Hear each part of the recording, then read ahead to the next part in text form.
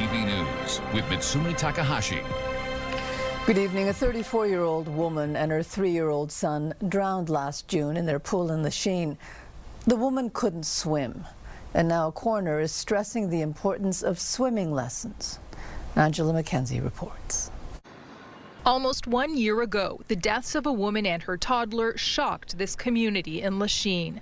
Reynald Hawkins with Quebec's Life Saving Society calls it a tragedy. I have all the respect to the mom because she tried to save the kid. In his report, the coroner found the toddler fell in the water while trying to retrieve a ball from the family's in-ground pool. His mother jumped in the deep end to try to save him, but couldn't swim, and they both drowned.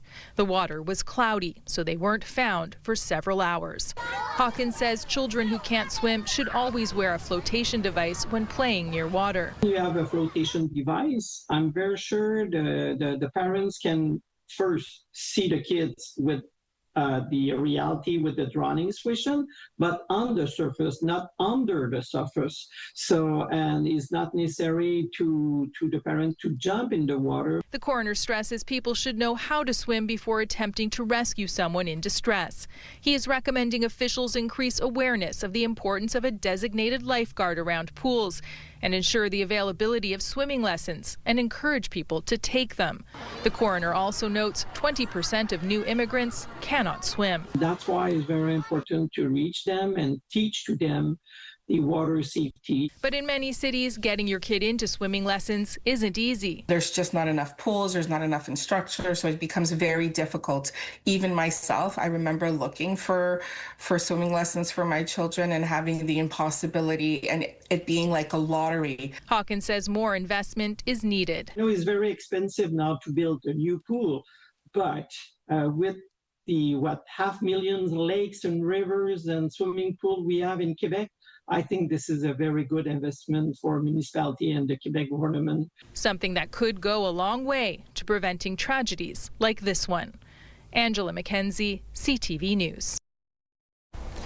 A fire broke out this morning in a building in Little Burgundy. The flames spread through a row of townhouses near the canal. The fire started on the roof for some reason. It's not yet clear why, and the fire was brought under control within an hour, but there was major damage. The teenager who killed a Quebec City woman 3 years ago has been given a life sentence. He pleaded guilty to sexually assaulting and killing 19-year-old Daphne Jolivet in 2023. He was 16 years old at the time. Her brother was stabbed trying to defend her. Today, a court ruled the teenager should be sentenced as an adult. He was given life with no parole for 10 years. Daniel Rochefort has been denied bail. He is the well-known Montreal lawyer who faces sex-related charges involving minors.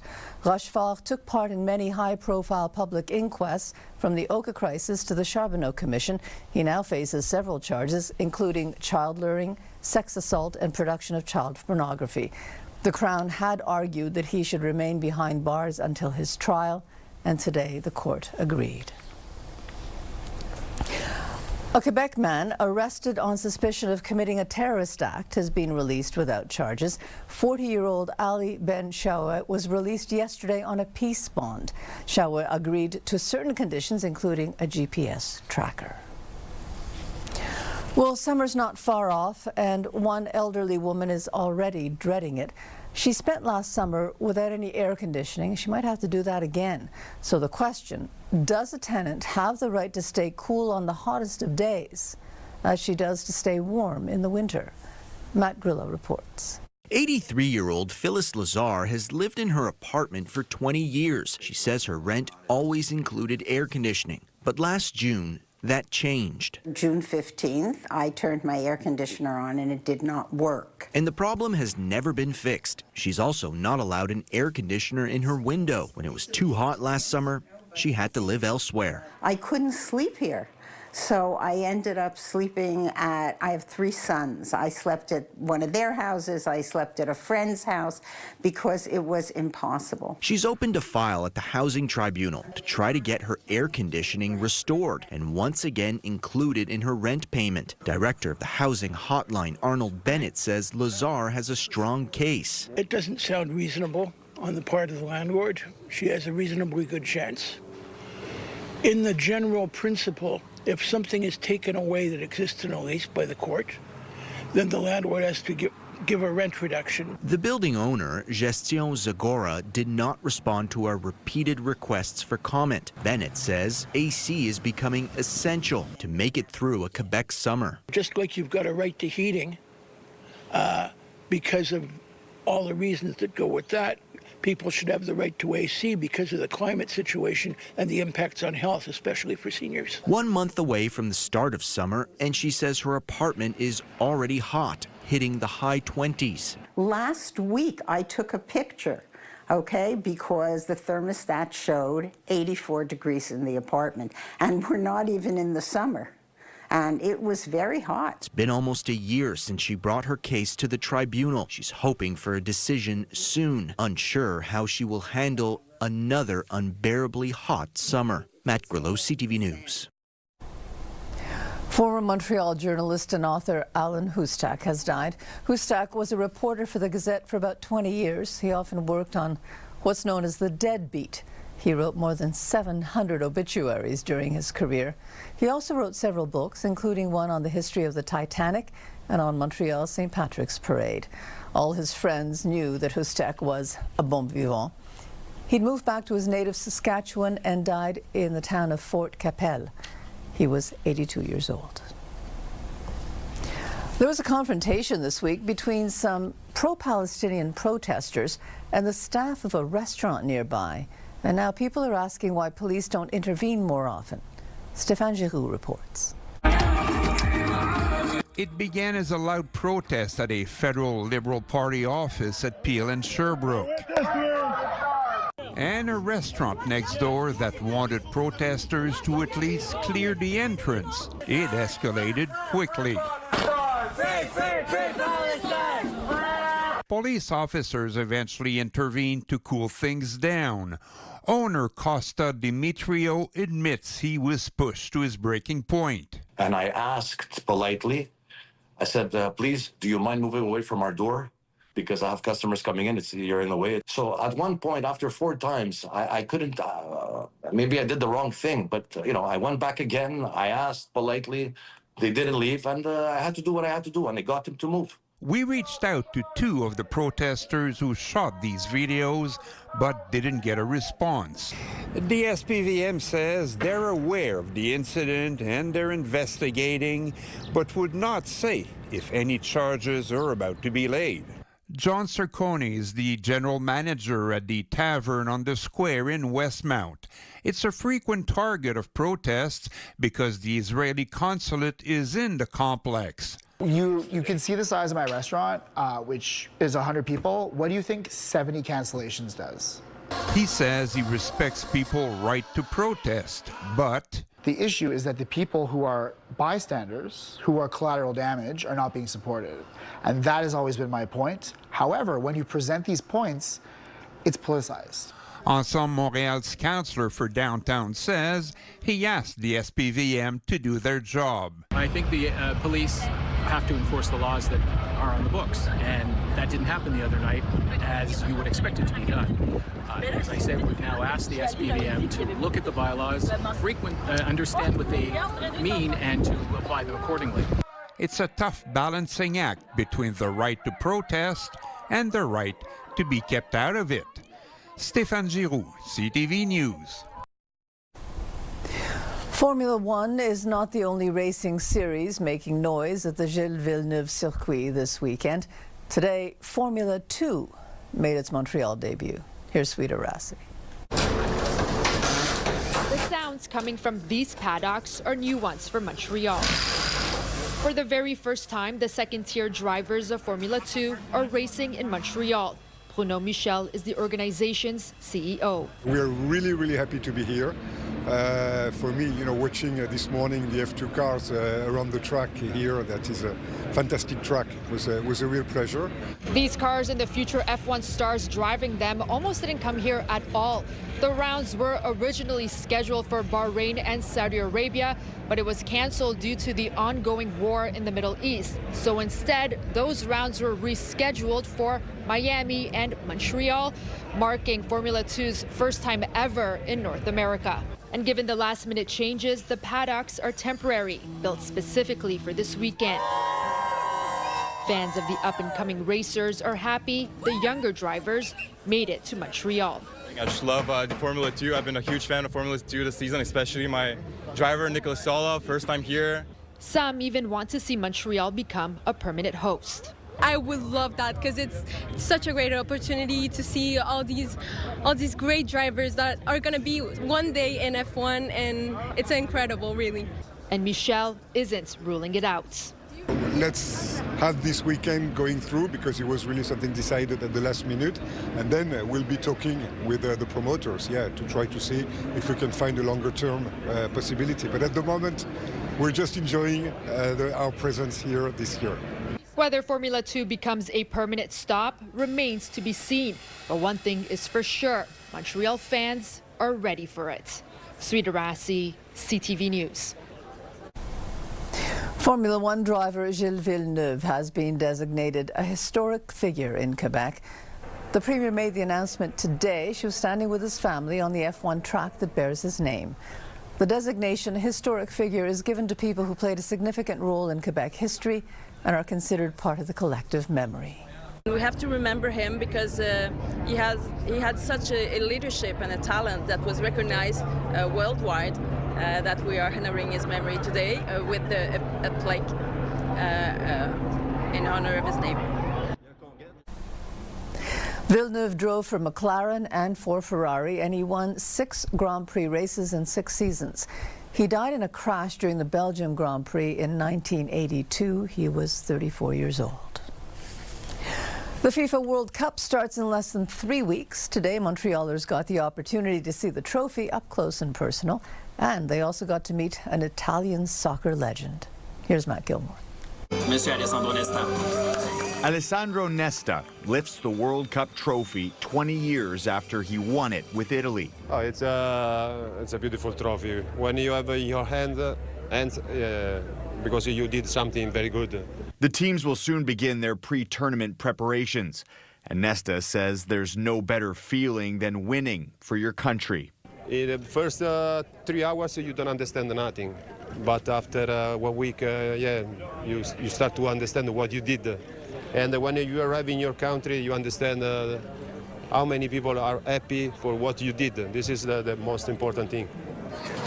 The buzz is already starting to build, with fans in jerseys from all over the world getting into the festivities. It's truly a one-of-a-kind experience that you really get to embrace the culture of everyone. We get to support our country. We get to watch other people support their country. Today, Montreal soccer fans got a chance to see and take pictures with the trophy as it stops along its tour through the host nations. You always watch it on TV and you're like, see it from afar, but now being so close to it's actually great. This is my dream, We're going for the 4th one, and we're going to have a nice World Cup this year. It's an experience that's about to take over the nation. For me, come people from everywhere, the attention, everybody watch the games, and when you organize a World Cup, it's a huge responsibility, but at the same time, it's an opportunity to grow everything. The World Cup officially kicks off in less than 3 weeks. The trophy is here on Canadian soil, so are the fans, and anticipation is building for the biggest sporting event in the world. Matt Gilmore, CTV News. And coming up, does Alberta want to remain in Canada? She made a choice to put that referendum question on the ballot, and I think it's a huge, huge mistake. And it will be put to a vote in Alberta this fall. And police in Britain, they're calling for witnesses in their case against the former Prince Andrew.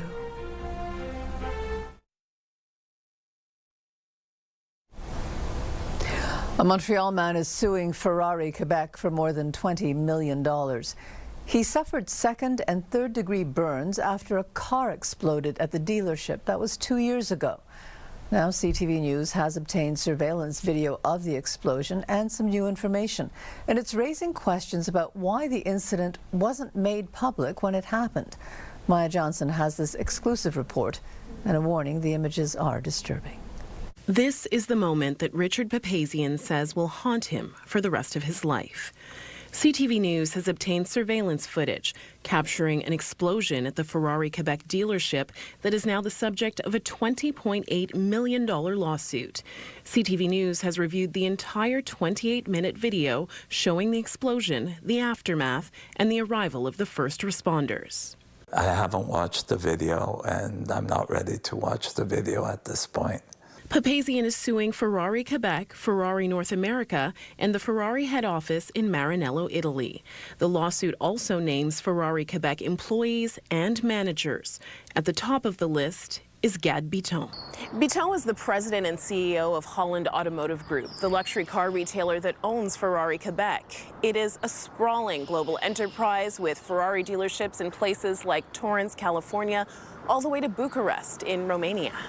Unexpectedly caught in the middle of all this, Quebec real estate mogul and multimillionaire Luc Poirier. He owns 39 Ferraris, mostly limited edition models ranging from 1967 to 2023. Poirier has confirmed to CTV News that in the summer of 2024, one of his cars was at the Ferrari Quebec dealership for cosmetic repairs. That same summer, Papazian went to the dealership and says a salesman offered to take him up to the second floor to show him a 2004 Ferrari 360. It was the one that belonged to Poirier and exploded, leaving Papazian with life-threatening injuries. He spent 4 weeks in a medically induced coma and another 4 months being treated at the CHUM burn unit.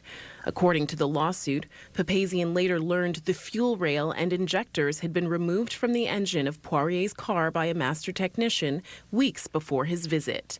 Poirier confirmed to us this was done without his knowledge or consent. CTV News has obtained more than 100 photos taken by police investigators after the explosion. Papazian's lawsuit claims the removal of critical fuel handling components turned the vehicle into a ticking time bomb, and that the battery had not been disconnected, yet such a simple gesture would have prevented the explosion.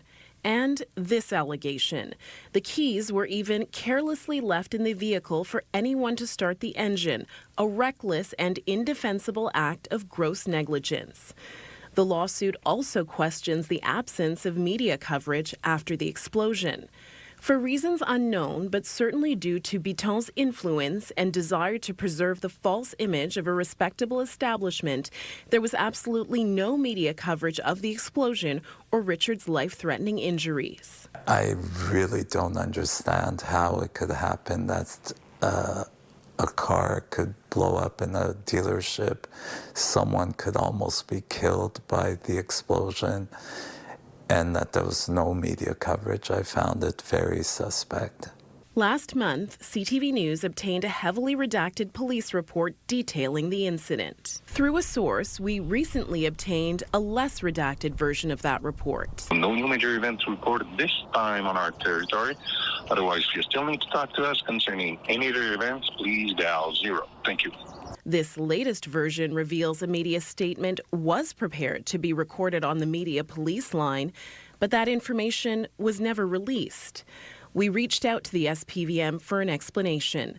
The police force declined our request for an interview, adding, "The SPVM cannot disclose or discuss internal decision-making processes regarding media communications, operational assessments made during an active or past intervention, investigative considerations, including the evaluation of potential criminal elements."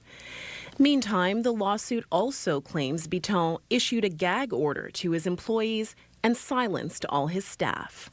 We reached out to Ferrari Quebec but did not receive a response. Following our reporting earlier this month, Ferrari Quebec issued a statement through a public relations firm saying they would not be commenting on the circumstances of the event because of the ongoing legal process, but said this about Gad Bitton. The current portrayals do not accurately reflect Mr. Gadbiton's character. Those who know him know that he is a deeply committed man who has built his career through hard work and determination, and who places great importance on his responsibilities and human relations. As Montreal buzzes with F1 excitement and downtown streets are filled with flashy sports cars, Papazian says he'll never look at a Ferrari the same way again. Now I'm not interested in taking part of anything to do with F1 or Ferraris. Because now all he can think of is this. I don't feel anything. And he says, adding insult to injury, he's still waiting to get back his $20,000 deposit for the car he wanted to buy. Maya Johnson, CTV News. People in Alberta will take part in a referendum this fall to determine the future of Canada. They will be asked whether they want to remain in Canada or whether they want a second binding referendum on separation. Rachel Aiello reports. Facing the prospect of Albertans voting to separate from Canada. Today, the Prime Minister said the country, much like the Parliament Hill renovations he toured, is a work in progress. Canada's working. We're working in a spirit of cooperative federalism to make the country better. We're renovating the country as we go, and Alberta being at the center of that is essential. The question Albertans will be asked on October 19th is a wordy one. Should Alberta remain a province of Canada, or should the government of Alberta commence the legal process required under the Canadian Constitution to hold a binding provincial referendum on whether or not Alberta should separate from Canada? Conservative leader Pierre Poilievre said he and his party will fight for a united country. We're going to reach out to Albertans in every corner of the province to make the case for our wonderful country, and we're going to do it through hope. We want Albertans to understand that they can have an even better future in our country. While Premier Danielle Smith has insisted she's committed to a united country, the NDP's sole Alberta MP accused her of stoking division. She made a choice to put that referendum question on the ballot, and I think it's a huge, huge mistake. This is not what Albertans need right now. The Premier of Canada's most populous province also didn't hold back. I'd never do it. Premier Smith knows how I feel. She wants to, I guess, protect her 30% base. It's not going to win, as far as I'm concerned. It'd be a disaster for Alberta. The federal opposition voices we heard from today said that while all sides need to fight for Alberta to stay, Ottawa also has to swiftly address Albertans' legitimate economic concerns beyond building a pipeline, because much like the Centre Block renovations, that is going to take years to complete. Rachel Aiello, CTV News, Ottawa. Activists who were detained by Israel claimed they were subject to abuse, torture, and sexual violence. They were taking part in an aid flotilla to Gaza. Durant lequel moi j'ai subi des violences sexuelles et des attouchements. This French woman claims she was groped and slapped. Israel denies the allegations of abuse and claims no protesters were injured. 12 Canadians were among those detained. Foreign Affairs Minister Anita Anand condemned their treatment, saying those responsible must be held accountable. Donald Trump has decided to send 5,000 troops to Poland. Just weeks ago, he said he would be pulling thousands of troops out of Europe. It's left NATO allies bewildered.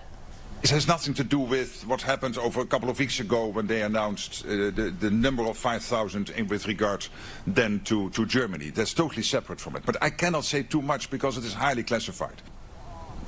Sweden's foreign minister calls Trump's about-face confusing, and a U.S. defense official who chose to remain anonymous said, quote, "We don't know what this means." On social media, Trump cited his strong ties with the Polish president as a reason for the troop deployment. British police are investigating former Prince Andrew for possible sex crimes, and they're asking the public for help. Marcus Moore reports. Well, in their update, British police said that their investigation into former Prince Andrew is a complex investigation. Their latest statement includes a call for witnesses to come forward, and it explains that they've been in touch with the lawyer for one woman who said that she was trafficked to Andrew at his home in Royal Lodge back in 2010. She has not officially brought this claim to police, though, so it's not part of the ongoing investigation. In today's statement, though, police said that if she wishes to report this to police, it will be taken seriously and handled with care. While Andrew has not commented on this specific case, he has consistently denied all wrongdoing. The prince was arrested last February for suspected misconduct in public office. He was questioned for hours and then released. His arrest came after emails published in the Epstein files appeared to show Andrew had forwarded government information to Epstein while he was the trade envoy for the UK government back in 2010. His brother King Charles removing all of Andrew's titles last year over the scandal surrounding his friendship with Epstein. Marcus Moore, ABC News, London. And coming up, it was an unexpected delivery. When we pulled into the driveway, it looked like there had been a monster truck rally on our property. What happens when an Amazon delivery goes very wrong? And it is a bird's eye view. The Falcon cam is back.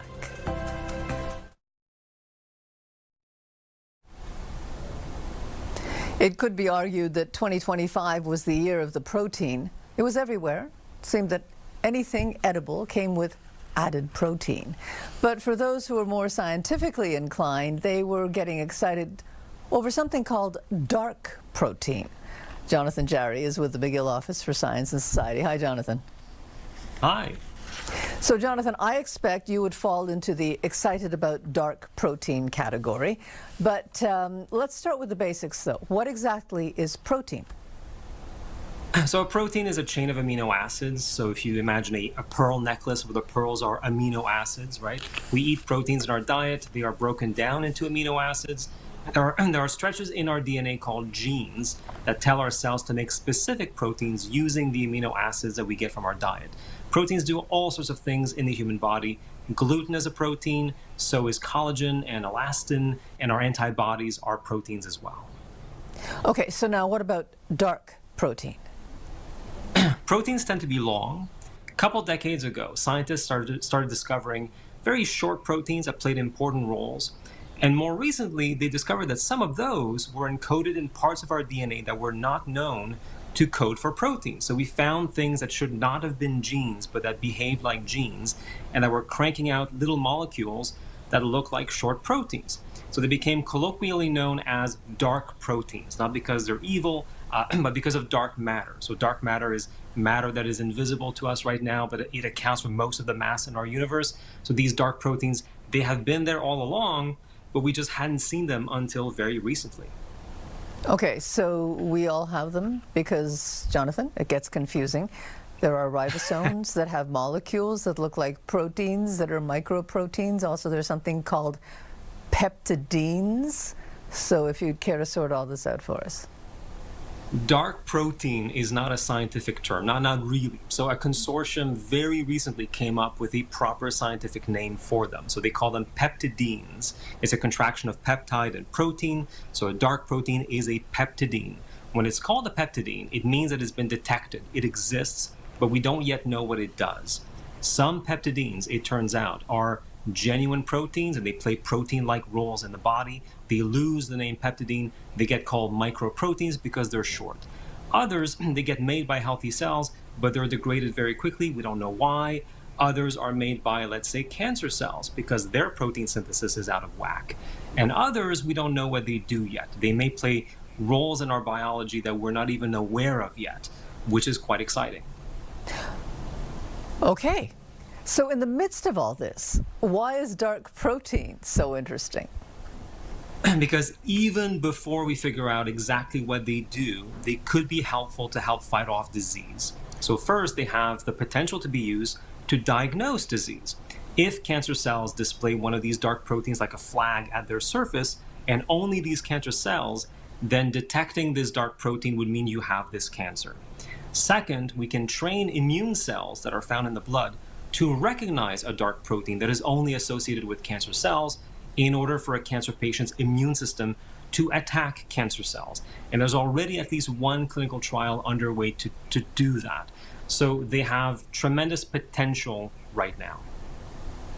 Okay, so, you know, what do you say to people who say, well, why does any of this matter? Why bother studying it? I mean, I guess what it comes down to is we should never disregard research because we think it sounds trivial or just too confusing to follow?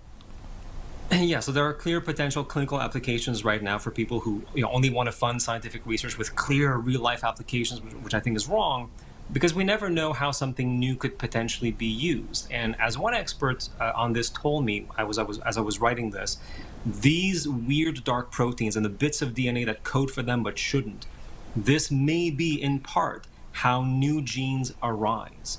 So we might be witnessing evolution in real time in the human body. So I think this is a really exciting development. It is, actually. Thank you very much for this, Jonathan. Thanks for having me. Weather brought to you by Gratian Scaff's 50th anniversary gift event. Get a complete second pair and sunglasses as a gift. Well, I am live at the Ritz-Carlton red carpet for the annual Grand Prix Gala, and every year this is really the who's who of celebrities and influencers in the city, and things have really picked up since our show at 5. You can see behind me people are arriving on this carpet. Moments ago we got a look inside, and I have to say it is looking pretty lush. So this year's theme is the Forbidden Ball, an evening after dark, and things are looking moody. There's leopard and all kinds of craziness going on. As you can see, it is a black tie event, so here's what you can expect if you are out weather-wise. We're looking at a current temperature right now of 19 degrees for the Mirabel and Montreal areas. So that's falling just shy of our expected high of 20 degrees, but we have come up from our low. We started at a temperature of 5 earlier today. We are looking at single digits, though, tonight as our low as well. So expecting to see a low of 9, along with a few clouds shifting over to clear skies for tomorrow morning. We're looking at a wake-up temperature of 12 with some sunshine coming in. Now, there is good news. We are expecting to hold on to that sunshine as we head into the afternoon, and we could be back in the 20s with a high of 22 degrees. Our future cast showing us those clouds clearing overnight and then coming back in at 6 in the morning. By 6 p.m., it's looking a bit more overcast, and then, of course, we have some looming showers headed our way as well. So what's that going to look like? Well, on Sunday, we're seeing a 60% chance of roughly 8 millimeters coming in. So you'll want to keep that in mind if you're headed out to the track. Also expecting a cooler day, so a high of 13 that day. Monday is looking slightly warmer at a temperature of 19 degrees, and that should come along with a 40% chance of 1 millimeter of showers Monday morning as well. But as of Tuesday is when we are expecting things to start to clear up a little bit, so we'll have some showers. Also expecting to see that sunshine coming back into our forecast. So we have a mix of sun and clouds by Wednesday. It is looking like we'll be holding on to that as we head toward the middle and end of the week. So we'll have lots to look forward to. I'll throw it back to you in the studio. Most packages get delivered without incident, but sometimes it can get messy. Here's Pat Ford. So the whole yard was torn up. David Crory and Neil Thompson have a home in Stony Creek. This is what their lawn looks like now, but back in March, a delivery driver missed their driveway and ended up getting stuck in their front yard, leaving massive ruts behind. When we pulled into the driveway, it looked like there had been a monster truck rally on our property. We had a Amazon delivery gone wrong. Thompson says they were shocked by what they saw, especially since they put in a new driveway last year and had the entire area landscaped with fresh sod. It starts at the beginning of the driveway and it goes for 100 feet, and it's anywhere from 8 to 12 feet wide. The delivery driver didn't leave a note, but a neighbor who saw what was happening snapped a photo. Even though they ordered from Amazon, their package was dropped off by a different company. One of my drivers did the damage. And he says, don't worry about it. We've called Amazon. They'll take care of it. Amazon Canada told CTV News the driver is a delivery associate, not an Amazon employee or independent contractor. We've apologized to the customer, and the delivery partner is working directly with them to resolve the matter. Crory and Thompson say they've had to deal with an insurance company in New Jersey. They got 2 estimates to repair the damage. The lowest came in at $3,900. The insurance company countered with a repair offer of $1,200 and said that's the most it's willing to pay. I think the goal is they just want the customers to sit back and accept what they're giving us. And it's just not right. Just not right. So we want Amazon to pay the full price. Both sides remain at a stalemate, and now Crory and Thompson have contacted their home insurance company. They don't want to make a claim, but do want their property restored to the way it was before their delivery gone wrong. Pat Foran, CTV News. A transport truck had to swerve to avoid another vehicle near Sudbury, Ontario. The truck went into a ditch, as you can see that there. The truck driver wasn't hurt. The other driver was charged with careless driving and failing to remain at the scene of the crash. And coming up, his dream is the NFL. It was pretty hard, so I had to come with a plan for sure, like a top 10, top 8, top 5. And now he has some decisions to make. And another warning from the World Health Organization about Ebola. Menswear provided by Ernest. Elevate your style with Ernest.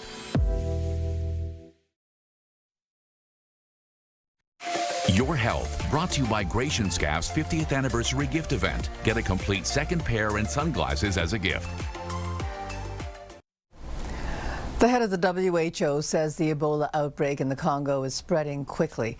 He also says there aren't enough medical resources. We are now revising our risk assessment to very high at the national level, high at the regional level, and low at global level. 82 cases of Ebola have been confirmed within the Congo, with 7 confirmed deaths. So far, there have been almost 180 suspected deaths, close to 750 suspected cases. It's believed the virus has been circulating for weeks. A challenge has been in the diagnostics for this particular strain that often aren't picked up by many of the common machines that have been used to do PCR-based diagnostic testing. And so it's put the outbreak a little bit behind for sure, and again led to spread. In terms of the clinical characteristics of this strain of Ebola, even though we don't have as much experience with it as in some of the larger outbreaks, both in DRC and in West Africa over a decade ago, the clinical presentation is seemingly quite similar. The WHO says the situation in neighboring Uganda right now is stable. The Pentagon has released more of its so-called UFO files. Today's release contains more than 50 videos and documents. 2 weeks ago, the U.S. Defense Department released the first batch of UFO files. They come from various federal agencies and they date back to the 1940s. Donald Trump ordered the once classified material to be made public. Business News, brought to you by Au Vieux de Loup, where memories and meals come together. And now here are some of the day's closing financial numbers. In Toronto, the TSX was up 61 points to 34,471. In New York, the Dow closed up 294 points to 50,579. The S&P 500 finished the day 27 points higher to close at 7,473. And the Nasdaq was up 50 points, 26,343. And the Canadian dollar is trading lower right now at $72.35 US. A teenage football star from Gatineau has received dozens of offers from American colleges. Now he's getting ready for the next step. Peter Sperling reports. Push. Sidney Rouleau's talents are in demand. 39 offers.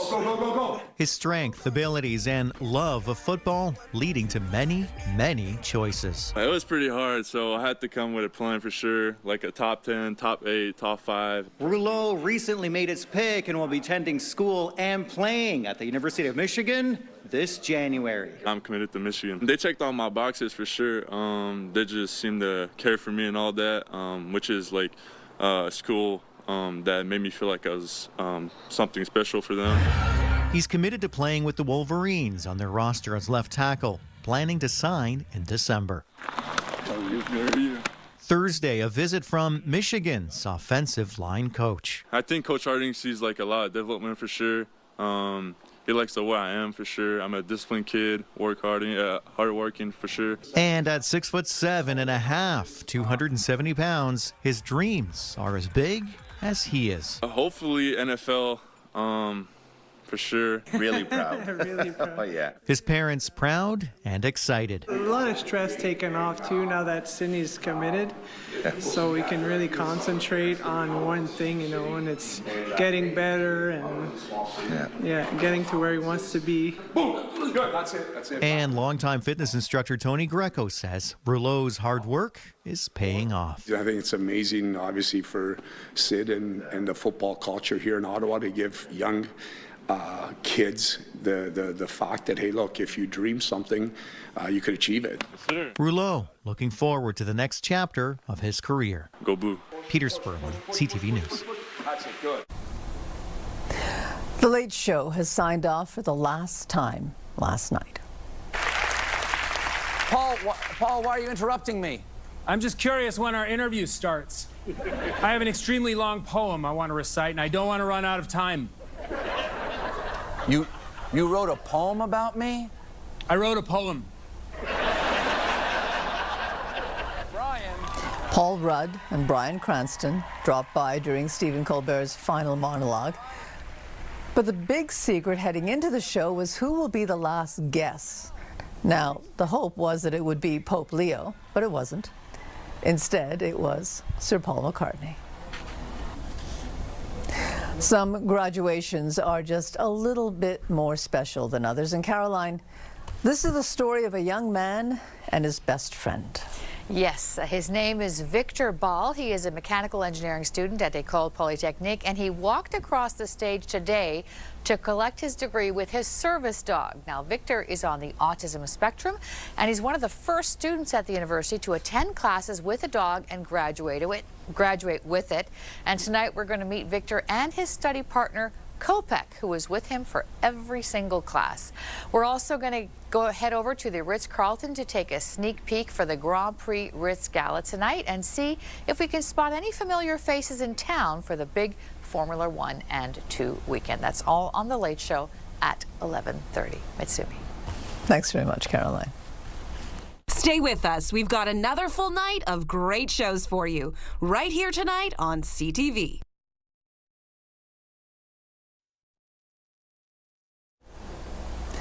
There are some new residents at the University of Montreal, and they are getting a lot of attention. Here's Kelly Gregg. High above the University of Montreal, you can get a bird's eye view on the home of, let's say, the youngest freshman at the school. It's a luxury condo for sure, because in the wild, like in the natural environment, they would nest on a cliff. This male peregrine falcon is Taddy. The female, seen here on the university's webcam, is Ziva.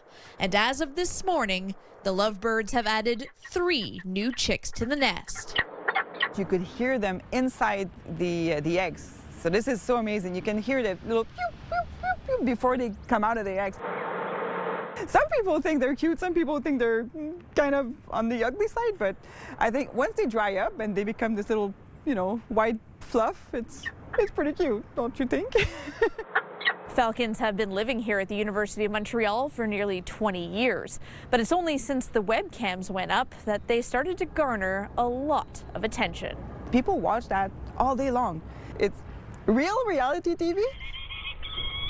Eve Belil set up the webcams years ago, documenting the lives of these birds including some growing pains. One year we had one of the babies jump in a classroom. They just, flap their wings just to build their muscles, and then whoops, they go down. After other falcons have come through, this is Taddy and Ziva's first year here. The chicks, well, they've yet to be named, and that decision is up to a vote. I bet some of the hockey names will come out this year, depends how far the Canadians can go.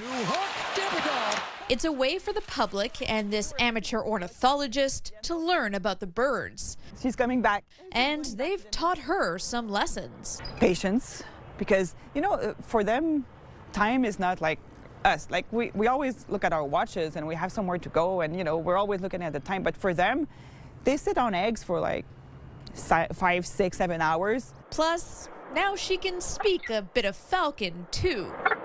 I impersonated the mother. I was trying to try to get him to open his beak, and it worked. Yes, talk about birds of a feather. Kelly Gregg, CTV News. And Anastasia, well, it looks pretty glamorous and exciting down there. It's also getting a little cooler, too. That's it, exactly.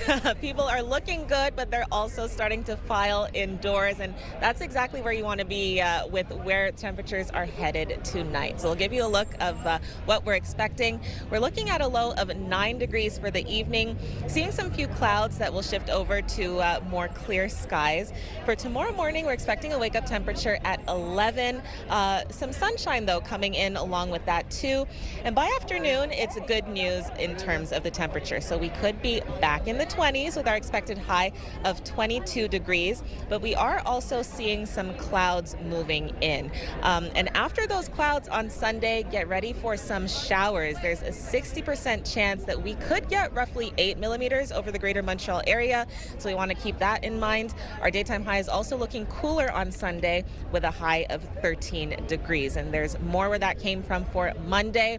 We're seeing a 40% chance of roughly 1 millimeter coming in the morning. That would be with a daytime high of 19 degrees, so you'll want to enjoy tonight and tomorrow as much as you can. Mitsumi. And that's it for us. Have a good evening. Have a good weekend. Stay well. Good night.